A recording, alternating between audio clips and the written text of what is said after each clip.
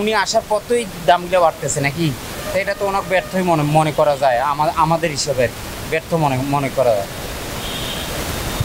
ভালো মন্দ বুঝি না, কিন্তু আমরা চলতে পারতাম ভালো, জিনিসপাতির দাম ছিল কম, আমরা এই মনে করেন রিক্সা চলে যা কামাই করতাম, সুন্দরভাবে ফ্যামিলি নিয়ে চলতে পারতাম, সুন্দরভাবে দুইটা ডাল ভাত খাইতে পারতাম।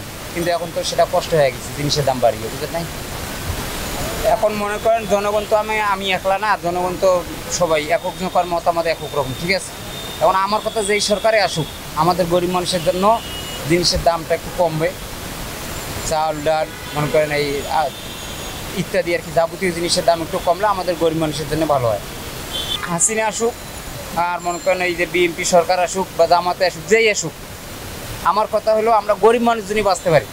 আমার কথা হলো এটা, আমি হাসিনাও বুঝি না, মনে করেন ওই বিএনপিও বুঝি না, জামাতও বুঝি না। আমাদের কথা আমরা গরিব মানুষ যাতে সুষ্ঠুভাবে শান্তিভাবে একটু চলে করি, খাইতে পারি, বাচ্চা কাচ্চাকে লেখাপড়া করাইতে পারি, যা ইনকাম করি এটা দিয়ে যাতে আমরা একটু করতে। আমার কথা হলো জিনিসপাতির দামটা যাতে একটু, যে সরকারে আসুক যদি একটু গরিব মানুষের দিকে আর কি যাতে একটু খেয়াল রাখে, এটাই আমার কথা।